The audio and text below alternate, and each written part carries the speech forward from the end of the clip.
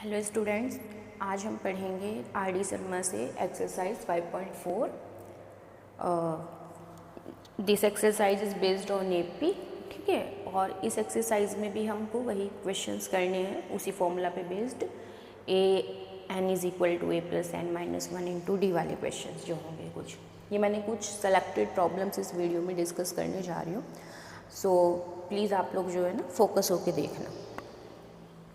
Now the first question is, this is the question number 29 in given your R.D. Sharma book in exercise 5.4. The question is, how many multiples of 4 lies between 10 and 250? अब the question is asking to you कि 4 के कितने multiples 10 और 250 के बीच में लाई करते हैं। देखो, सबसे पहले क्वेश्चन को अंडरस्टैंड करना है। 10 और 250 के बीच में कितने मल्टीपल्स लाइज कर रहे हो क्या। अब हमें सबसे पहले देखना होगा कि सबसे पहला multiple which is the first multiple of 4 lie between the 10 and 250। Okay, हमारा जो पहला टास्क है। क्यों? क्योंकि अगर हम इसे सॉल्व करने जा रहे हैं, सबसे पहला हमें हमारी एपी बनानी है। अगर हमें हमारी एपी मिल जाती है तब हम क्या कर सकते हैं, ईजिली हम number of terms find out कर सकते हैं। अब देखो बेटा, क्या 10 4 का डिविजिबल है, मल्टीपल है? नहीं है। 11 है? नहीं है। 12 है, राइट। 12, ठीक है। फिर क्या होगा? 16, then 20 and then so on. लेकिन लास्ट टर्म क्या होगी? लास्ट पे पहुंचो, 250 पे आओ। जब आप 250 की बात करोगे तो 250 तो 4 का मल्टीपल नहीं होगा। 4 6 24 और 1 4 1 4 2 2 2 देर इज़ रिमाइंडर 2, तो इसका मतलब 248 क्या होगा? लास्ट नंबर होगा जो 10 और 250 के बीच में लाई करता है और 4 का क्या है? मल्टीपल है। समझ गए? दोबारा से समझ लो। फर्स्ट नंबर हमारा 12 है जो 4 का मल्टीपल है और 10 और 250 के बीच में लाई करता है, ठीक है। सेकेंड नंबर हमारा क्या है?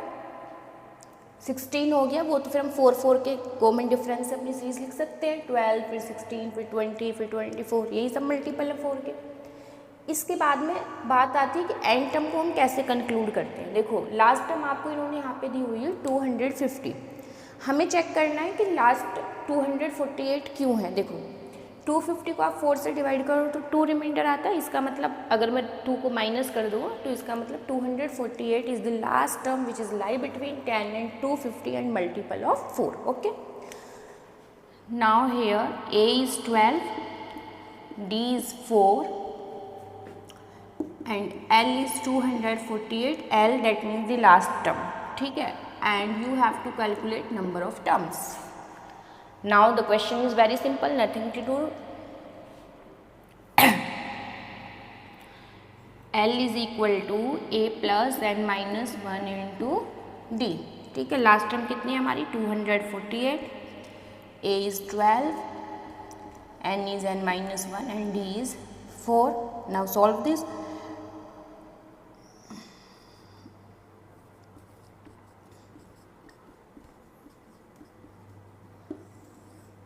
फोर एंड माइनस 4, 12 में से 4 जाएंगे तो बेटा 8 बचेंगे और दिस 8 अगर इस तरफ आएंगे तो माइनस में आएंगे तो it become 240, right.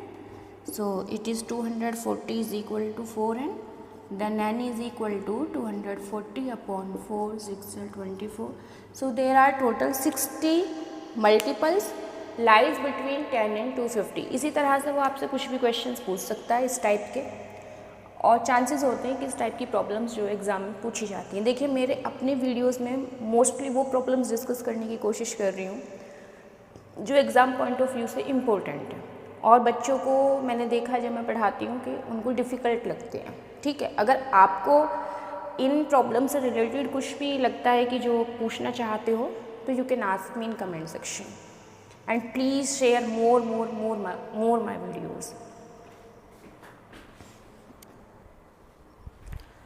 And this is the question number 27 from the same exercise 5.4 R.D. Sharma. मैं यहाँ पे लिख देती हूँ R.D. शर्मा, ठीक है। The question is 2 AP have same common difference, 2 AP दिए हैं, उनका कॉमन डिफरेंस जो है सेम दिया है, ठीक है, जो जो दिया है वो लिख लेते हैं। यानी कि अगर मैं फर्स्ट AP के कॉमन डिफरेंस को सपोज D1 से रिप्रेजेंट करूँ, ठीक है, तो दिस इज़ द D, और अगर सेकंड को मैं D2 से रिप्रेजेंट कर रही हूँ तो this is also D, right. यही आपको दिया हुआ है कि both have the same common difference and the difference between their 100th term is 100। उनके जो 100 टर्म्स हैं, देखो फर्स्ट सीरीज के लिए for the first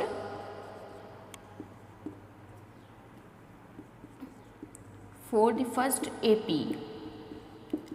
first AP के लिए बेटा 100th टर्म अगर आप लिखना चाह रहे हो तो आप कैसे लिखोगे, A100 यही सिखाया हुआ है मैंने, A सब्सक्रिप्ट में आप एन डालोगे, एन द नंबर जो भी आप टर्म कैलकुलेट कर रहे हो, A50 A100, ठीक है, और ऊपर जो मैं 1 लगा रही हूँ, this one is to showing that के 100 terms of the first AP, ठीक है, फर्स्ट AP के लिए मैंने 1 लिख लिया। तो A100 क्या होगा बेटा, A + 99D, यही होगा। अब देखो इसका जो कॉमन डिफरेंस है वो तो कितना दिया हुआ है आपको, D दिया हुआ है, लेकिन A हमें नहीं पता है, दोनों में से किसी भी सीरीज का A1 क्या, मतलब उनकी फर्स्ट टर्म क्या है या फिर 100 टर्म्स की वैल्यू क्या है, ऐसा हमें कुछ भी गिवन नहीं किया गया, तो इसको भी मैंने उसके ऊपर बार डाल दिया 1, राइट। अब ये देखिए A100 100 टर्म की जो वैल्यू होगी वो होगी A' + 99D, राइट, यही होगी, क्योंकि हमें पता नहीं है, ये हमने जस्ट सपोज कर लिया कि ये वाली वैल्यू होगी, ठीक। अब अच्छा हम, हाँ, let it be equation number 1, right. For the second AP के लिए you can write it A100, क्योंकि 100 टर्म को हम कैलकुलेट कर रहे हैं, बट यहाँ पे आप, अच्छा मैंने 2 लिखा है तो 2 ले लो, ठीक है, A2 दैट मीन्स के second term, sorry second AP A2, second AP की फर्स्ट टर्म सपोज कर लो A2 है, ठीक है, प्लस ये भी कितना हो जाएगा 99D, because common difference is same in both the cases, right. यहाँ भी मैंने D लिया है क्योंकि D2 की वैल्यू भी D given to one, D1 भी आपको कितना दिया हुआ है, D ही दिया हुआ है। नाउ अगर आप इन दोनों इक्वेशंस को सब्ट्रैक्ट करो, क्यों करा मैंने सब्ट्रैक्ट, अच्छा मेरे माइंड में ये क्यों आया कि I should subtract equation 2 from equation 1, just because they given कि difference between their 100th terms is 100। उन्होंने सिर्फ एक हिंट दिया हुआ है इस क्वेश्चन को सॉल्व करने के लिए, और वो क्या दिया हुआ है बेटा, कि उनके 100th टर्म्स का जो डिफरेंस होगा वो 100 होगा, राइट। तो क्वेश्चन को जब हम सॉल्व करते हैं तो कैसे करते हैं, जो उसने हमें क्वेश्चन में चीज़ें दी हुई हैं, जो भी कंडीशंस दी हैं, उन्हीं कंडीशंस को लेके हमें क्वेश्चन पे अप्लाई करना है और हमारा आंसर निकलेगा। ऐसे कोई जादू तो है नहीं कि मेरे को ऐसे ही पता चल जाएगा कि इसकी सेकंड AP की फर्स्ट टर्म क्या होगी और उसकी 100 टर्म क्या होगी। यहाँ से जो जो कंडीशन देते हैं उनके अकॉर्डिंग हमें हमारी इक्वेशंस को फॉर्म करना होता है, ठीक। अब देखो 100 टर्म की बात करी तो मैंने 100 टर्म्स इसकी भी लिख ली और इसकी भी लिख ली। उसके बाद उसने बात की हमसे इन द सेकंड कंडीशन के 100 टर्म का जो डिफरेंस है, डिफरेंस की बात कर रहा है तो भाई दोनों को माइनस करके देख लेते क्या मिलेगा। जब आप सब्ट्रैक्ट करोगे तो you will write it, right, ये तो पता ही मालूम ही नहीं है कि क्या है A100, इसकी एक्चुअल वैल्यू क्या है हमें नहीं पता है। हमने तो जैसे एक नोटेशन लिया हुआ है A200 दिस माइनस दिस, ठीक है। ये कैसे है, ये ऐसे जैसे तुम लिखते हो ना कि x मान लिया x है तो x is equal to this, y मान लिया ये है, फिर x माइनस वाई, तो ऐसे ही रहता है ना, कुछ कट्टा वट्टा नहीं है। अब 99D से 99D विल कैंसिल आउट क्योंकि ये दोनों क्या है, सेम है। और यहाँ पे क्या बचेगा A1 माइनस A2, राइट। लेकिन इस डिफरेंस की वैल्यू हमें जरूर दी हुई है विच इज द 100, राइट। सो हमें क्या पता चलता है कि उनके फर्स्ट टर्म का जो डिफरेंस है वो कितना है, 100 है। अगर मेरी फर्स्ट AP कि फर्स्ट टर्म 100 है तो मेरी सेकंड एपी की फर्स्ट टर्म 200 होगी, because the difference between there first term is 100 और उनकी 100 टर्म के बीच का डिफरेंस भी कितना है, 100 ही है। इसको माइनस करने से हमें यहाँ से ये मालूम चलता है। क्लियर है?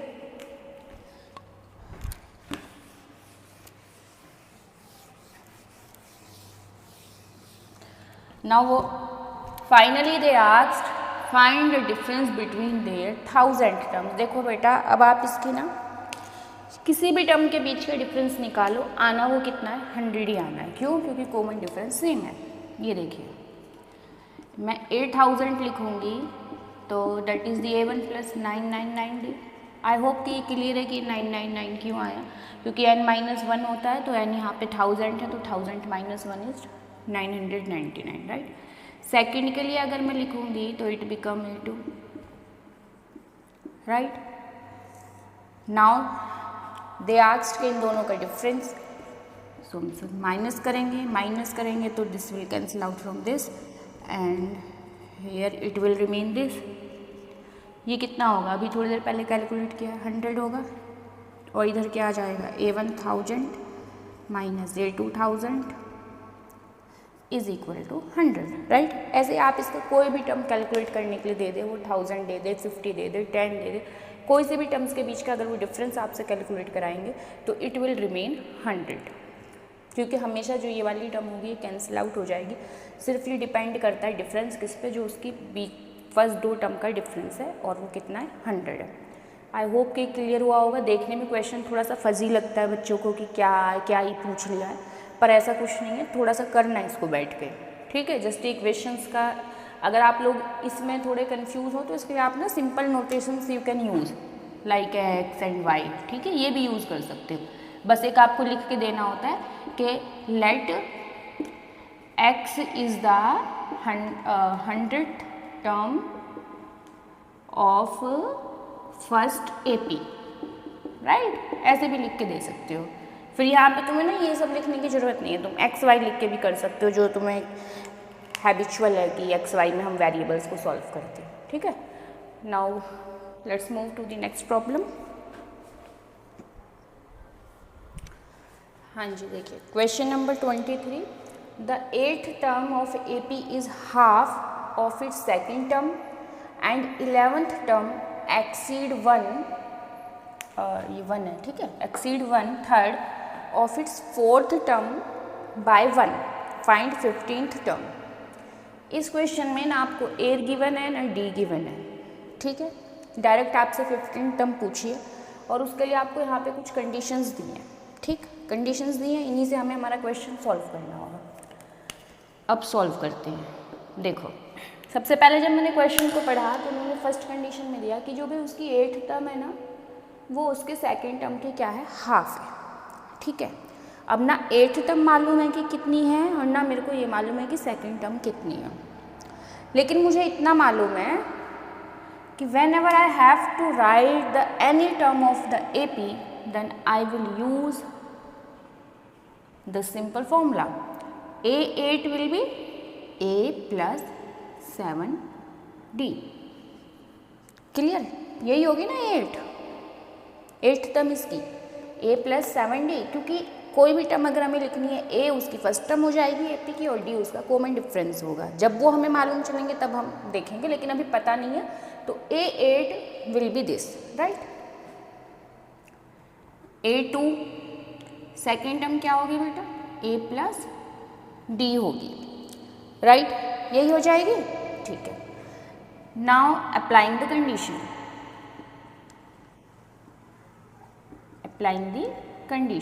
Right, the condition is said कि A plus 7D, this A plus 7D is half of this, A plus D, then it will become 2A plus 14D। अगर मैं इस 2 को इधर भेज दूँ, है ना, A plus D, 2A minus A plus 14D minus D is 13D is equal to 0। let it be equation number 1, ठीक है। I have to rough it, so आप समझ लें इसको मैंने इसको 2 से मल्टीप्लाई कर दिया, देन ए को इधर लेके आए, 2a minus A is a, 14d minus D is 13d, और ये हमारी इक्वेशन नंबर 1 होगी। अभी हम इसको यूज़ करने वाले हैं, ठीक।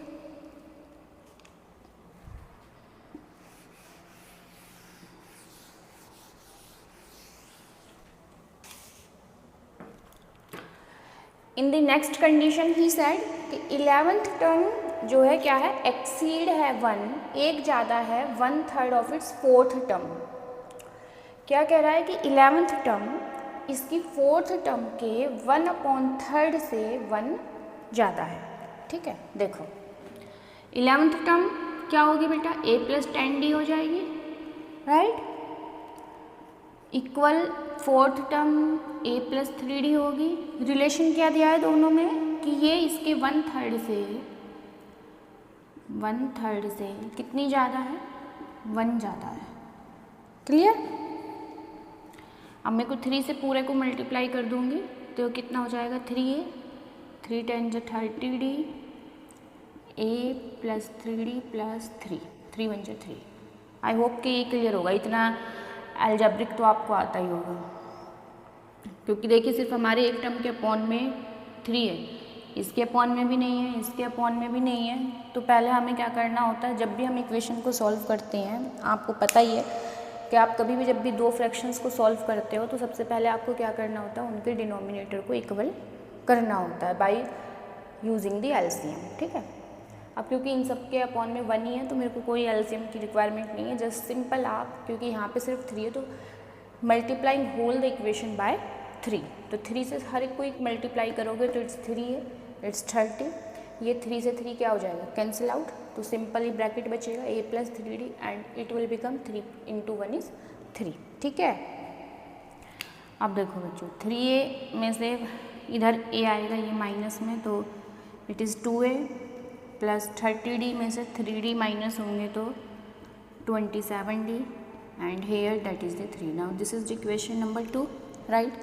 अभी 2 मिनट पहले मैंने इसकी इक्वेशन नंबर 1 लिखी थी, and which is the a + 13d = 0, ठीक है। हमें इनको सॉल्व करना है, सॉल्व करना है तो बेटा पहले क्या करना होगा मेरे को, अगर हम एलिमिनेशन मेथड अप्लाई करते हैं तो हमें पहले इसको 2 से मल्टीप्लाई कर लेना होगा, ठीक है। तो ये कितना हो जाएगा, चलो मैं इसको, and this is the equation number 1, ठीक।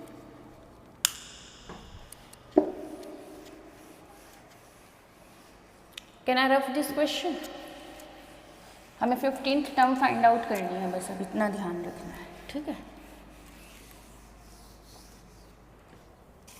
अब ये देखिए मल्टीप्लाइंग इक्वेशन 1/2, क्यों कर रही हूँ मैं इसको 2 से मल्टीप्लाई, क्योंकि इसको मैं 2 से मल्टीप्लाई इसलिए कर रही हूँ, अगर हम एलिमिनेशन लगाना चाह रहे हैं हम तो यहाँ पे 2 है और यहाँ पे a है, तो हमें दोनों के कोफिशिएंट को पहले क्या करना होगा बेटा, इक्वल करना होगा, और इक्वल करने के लिए हम इसको 2 से मल्टीप्लाई कर लेंगे, ठीक। तो it become 2a + 26d, 13 × 2 = 26 = 0, and this equation is 2a + 27d = 3. Now subtracting these two equations,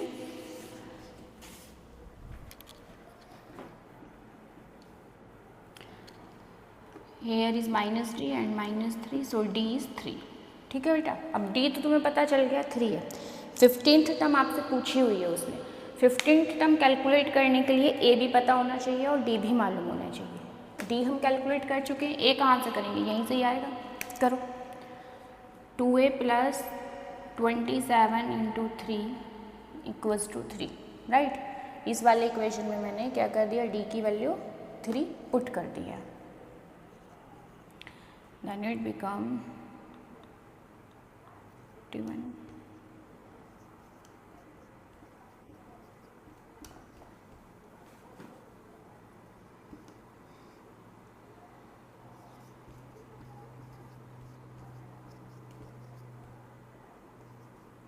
So here a is 39, something is missing, minus. So a is -39, right? a कितना है बेटा, माइनस का 39 है और d कितना है 3 है, and you have to find out the a15। Now you can calculate very easily, a + 14d, right, A is -39 and D is 14 3 is 42. I hope clear है. 14 3 is 42. So the answer is 3. Then A15 will be 3. इसकी 15th term कितनी हो जाएगी? 3 हो जाएगी. यहाँ से इस सॉल्यूशन में आई होप आपको कोई प्रॉब्लम नहीं होगी. It's a simple calculation. ठीक है, ये सब हमने किया. तो 15 टर्म कैलकुलेट करने के लिए ए और डी की रिक्वायरमेंट थी. पहले हमने ए को कैलकुलेट कर लिया, डी को किया, फिर ए को किया and then at last we find the A15. ठीक है, now move to the next problem.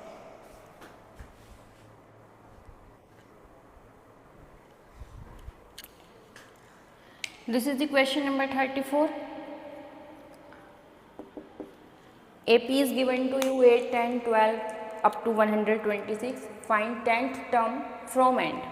End से निकाल. जैसे 10th term आप कैलकुलेट करते हो तो स्टार्टिंग से कैलकुलेट करोगे कि भाई ये वाली होगी, लेकिन यहाँ पे उसने पूछा एंड से. अगर मैं पूछूँ 10th term कौन सी होगी तो the question is find the 10th term from and. ठीक है, एंड से बतानी है. देखो this type of question can be asked for 1 mark in your exam. ठीक है बेटा, बहुत ही सिंपल सी प्रॉब्लम. बस एक चीज़ पे ध्यान देना है आपको. देखो आपको 10th टर्म निकालनी है.